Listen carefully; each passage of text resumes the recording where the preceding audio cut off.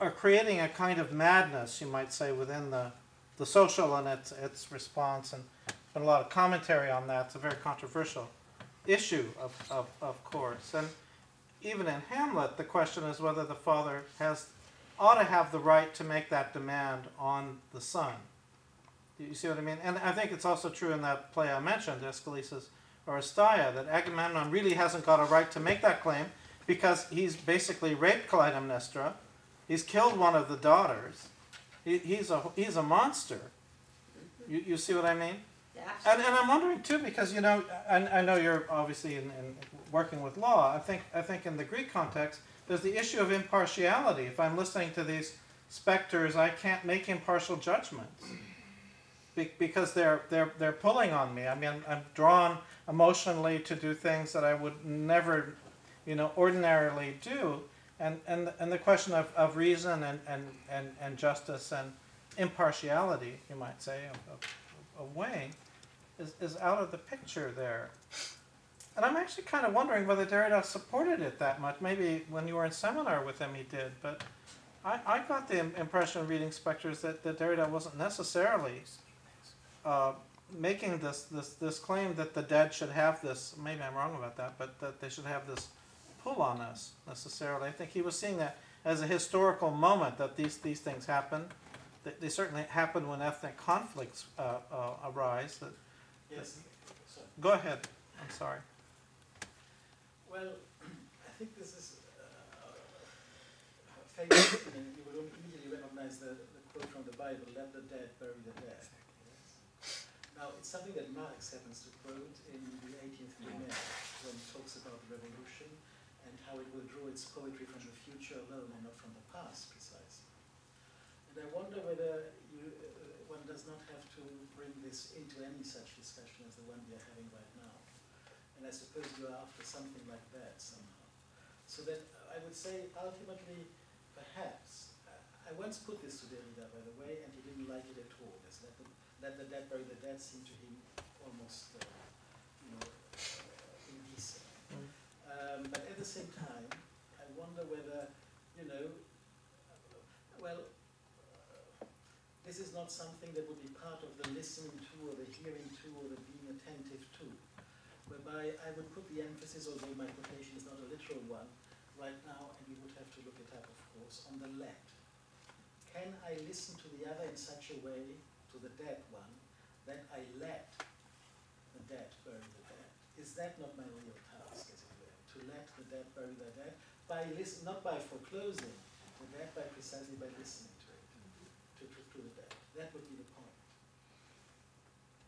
I think this is perhaps one of the most difficult questions, and it actually is a burning political question, using a word deliberately for any post-colonial country trying to free itself of a history of horrific violence where so many died. I mean, we oftentimes whitewash, I'm using those words deliberately, the struggle in South Africa as a peaceful transition. It was not a peaceful transition.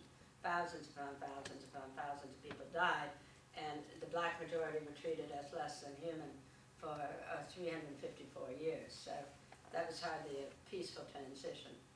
I think it's why South Africa obsessed Derrida in some ways, because in this circumstance, right, there's the word new, the new South Africa.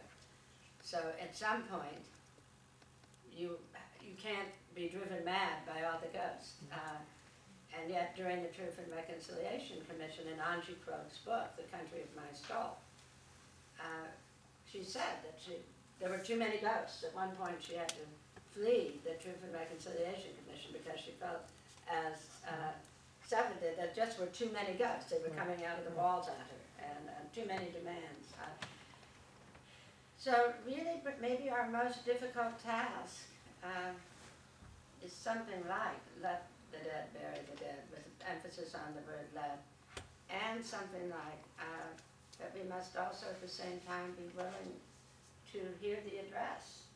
I'm going to keep smiling at Derrida, because I certainly don't want to be responsible for murdering him. So the difficult negotiations of that, I think, are infinitely complicated, and he was profoundly aware of it as a real political question when he went to South Africa. He was there while the Truth and Reconciliation Commission was still ongoing. Just to add to that, I would agree with that. It's not whether it's how we listen.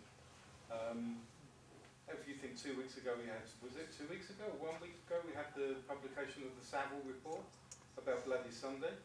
I live in Ireland. I've lived in Ireland for a decade and a half now, and I live in a country where I often feel we should stop talking to the dead, and we should look at the future a little bit. And I teach Prometheus Unbound by Shelley every year, and I sort of try and get the idea that, you know, Prometheus is unbound until he stops trying to work out who caused this, and the students, he starts asking 1 minute. And yet at the same time, it was hugely important 2 weeks ago in this country that we remembered what the government ordered its soldiers to do only a few decades earlier. So that was, so in the one case you have the example of the absolute imperativeness of listening to the dead, and on the other hand maybe a need to, so that it's about how, it's about how we listen to the dead.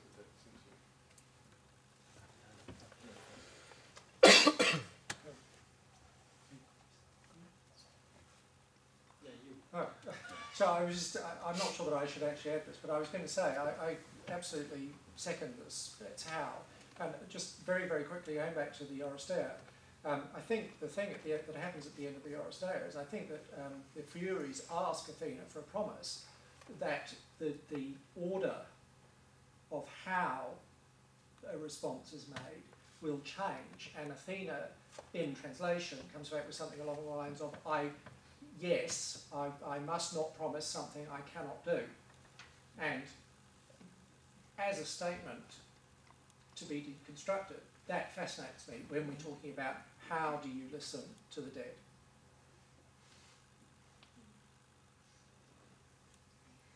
I want to sort of talk about the how, just ask a question about the who and the what, which is something that I found that I noticed that Derrida seems to be really interested in the who and the what.